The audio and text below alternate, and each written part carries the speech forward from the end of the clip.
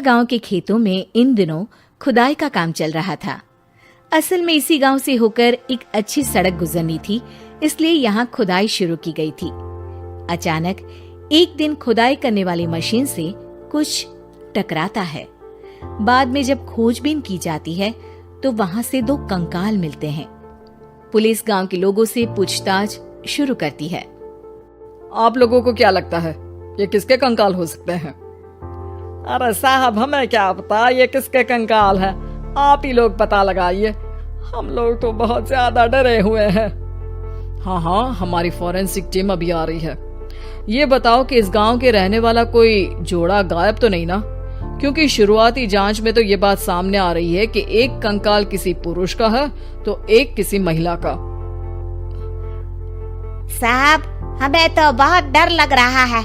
ऐसे कंकाल मिलने का मतलब गांव के आसपास ही किसी की हत्या हुई है या फिर किसी को जलाकर मार डाला गया है। हाँ साहब, हम अपने परिवार को लेकर बहुत ही ज्यादा परेशान हैं।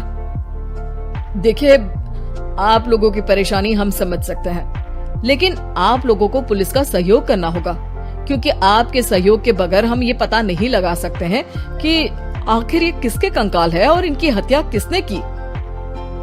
ठीक है साहब, गांव के लोग आपका पूरा सहयोग करेंगे। हाँ साहब, पूरा सहयोग करेंगे। तो फिर ठीक है, हम अपनी जांच शुरू कर देते हैं। कुछ दिन बाद जांच रिपोर्ट आ जाती है। पता चलता है कि ये कंकाल करीब 20 साल पुराने हैं, यानी 20 साल पहले किसी जोड़े की हत्या कर शव को यहाँ पर दबा दिया गया था। इंस्पेक्टर राघव, ये बताओ कि 20 साल पहले की मर्डर मिस्ट्री क्या आप सुलझ सकती है? हाँ सर, क्यों नहीं, लेकिन अब सबूत और गवाह काफी मिट गए होंगे। मुश्किल तो होगी, लेकिन शायद किसी परिवार को इंसाफ मिल सके। इंस्पेक्टर राघव, आप बिल्कुल सही कह रहे हैं। किसी परिवार को तो इंसाफ मिलेगा ही और किसी को उसके किए की सजा भी मिलेगी। जी सर, मैंने तो जांच शुरू भी कर दी है। 20 साल पहले इस गांव के 2 जोड़े अचानक कहीं गायब हो गए थे। मैंने दोनों ही परिवारों के बाकी के सदस्यों से बातचीत शुरू की तो उन्होंने बताया कि उनके बच्चे शहर गए थे, लेकिन आज तक वापस नहीं लौटे हैं। लेकिन ये दोनों शव किस परिवार के सदस्यों के हैं, ये कैसे पता चल सकेगा? सर, मैंने डीएनए टेस्ट करवा लिया है। आज शाम तक इसकी रिपोर्ट भी आ जाएगी। अच्छा, ठीक है। उसी शाम को सर, डीएनए रिपोर्ट के मुताबिक ये दोनों ही लाशें चौरा गांव के रहने वाले प्रधान सुल्तान सिंह के बेटे और बहू की है। लेकिन इनकी हत्याएं किसने की है, ये कैसे पता लगेगा? इसी का तो पता लगाने की कोशिश में जुटा हूँ सर। आज सुल्तान सिंह से मिलने भी जा रहा हूँ। मेरा बेटा और बहू तो मेरे लिए सिर्फ यादों में ही रह गए थे, हमें उनकी लाशें तक नहीं मिल सकी थी। आज 20 साल बाद उनके कंकाल मिले हैं, मैं अब किसके लिए जीऊं?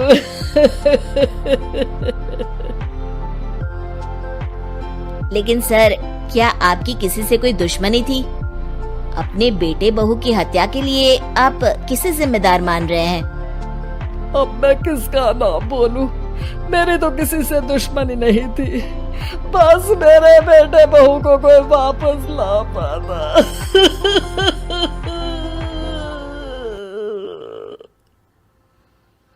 इसके बाद सुल्तान सिंह फूट फूट कर रोना शुरू कर देते हैं।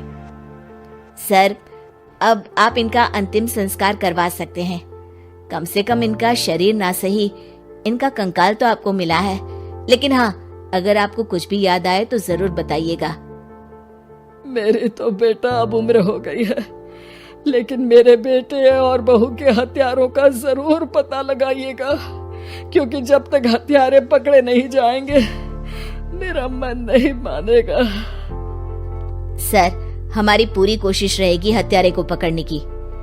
लेकिन एक बात बताइए, उस वक्त आपको किस पर शक गया था? उस वक्त मेरे एक ड्राइवर को पकड़ा गया था, लेकिन सबूतों के अभाव में उसे छोड़ दिया गया था। अच्छा, और ड्राइवर पर कैसे शक हुआ था? क्योंकि उस दिन ड्राइवर छुट्टी पर था। उस समय लेकिन लाश क्यों नहीं मिल सकी थी? उस वक्त पुलिस ने बहुत कोशिश की थी, लेकिन दोनों की डेड बॉडी नहीं मिल सकी थी। ठीक है, हमारी तफ्तीश चल रही है, मैं फिर आऊंगा। इसके बाद इंस्पेक्टर वहां से चला जाता है और सुल्तान सिंह अपने बेटे और बहू की याद में खो जाते हैं। कुछ दिन बाद सुल्तान सर, एक बात बताइए, जब आपके बेटे बहू की हत्या हुई थी, उसी के आसपास आपके ही गांव का रहने वाला एक और जोड़ा उसी वक्त गायब हो गया था ना? हाँ सर, अलका और अभिषेक, वो भी मेरे बच्चों जैसे ही थे। तो फिर वो कहाँ है? उनका भी आज तक पता नहीं चल सका, लेकिन बताते हैं कि कुछ साल पहले अभिषेक को गांव के ही किसी आदमी ने मुंबई में देखा था, लेकिन फिर वो गायब हो गया। यानी अभिषेक और अलका की हत्या नहीं हुई थी, बल्कि उन्होंने किसी वजह से खुद ही गांव छोड़ दिया था। हाँ, हो सकता है, क्योंकि अभिषेक मेरे बेटे संतोष का अच्छा दोस्त था और उसका मेरे घर भी आना जाना लगा रहता था। हो सकता है कि उसने मेरे बेटे और बहू के बारे में सुन लिया हो और ये गांव छोड़ दिया हो सकता है। उनके परिवार का कोई अब नहीं रहता क्या इस गांव में? अब तो कोई नहीं रहता। एक चाचा थे, लेकिन उन्होंने भी अपना पुश्तैनी मकान बेच दिया है। वो भी अब कहीं शहर में ही बस गए हैं।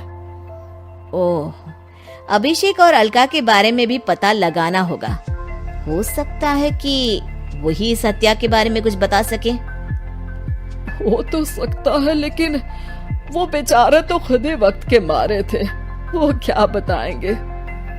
फिर भी सर, जब केस दोबारा खुला है तो जांच तो करनी ही पड़ेगी, और इस बार तो लाशें भी बरामद हुई है। कुछ दिन तक लगातार तफ्तीश चलती रही। एक दिन थाने से सुल्तान सिंह को फोन आता है। हाँ, कौन बोल रहा है? सर, मैं कांस्टेबल तुलाराम बोल रहा हूँ थाने से। आपको थाने आना पड़ेगा। थाने? लेकिन क्यों? सर, किसी की पहचान करवानी है। अच्छा ठीक है, मैं दोपहर तक पहुंचता हूँ। सुल्तान सिंह दोपहर में थाने पहुंचता है। कई पुलिस के अधिकारी वहां मौजूद रहते हैं। सर, आपके बेटे की हत्या का रहस्य आज शायद सुलझ जाए। अच्छा इंस्पेक्टर राघव, पर वो कैसे?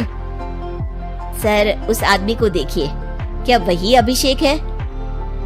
सुल्तान सिंह की आंखों में हैरानी से आंसू आ जाते हैं। हाँ सर, यही अभिषेक है। ये आपको कहाँ से मिला? सिर्फ अभिषेक ही नहीं, बल्कि इसकी पत्नी अलका भी इसके साथ है। मैडम, जरा अभिषेक की पत्नी को लाइए। जैसे ही अलका को पेश किया जाता है, सुल्तान सिंह जमीन पर गिर जाते हैं। सुल्तान सर, क्या हुआ आपको? आप अलका को देखकर गिर क्यों गए? सुल्तान सिंह सर पकड़कर बैठ जाते हैं। ये अलका नहीं, बल्कि ये तो मेरी बहू रितु है। पूरा थाना एक दूसरे का मुंह देखने लगता है। क्या? इसके बाद हर किसी को दो कंकाल और हत्या का रहस्य समझ में आ गया। अभिषेक और रितु ने मिलकर संतोष और अलका की हत्या की थी और लाश को जमीन के नीचे दबा दिया था। आज 20 साल बाद इस हत्या का रहस्य खुल सका था कि अवैध प्रेम संबंध में दो मासूमों की जान गई थी।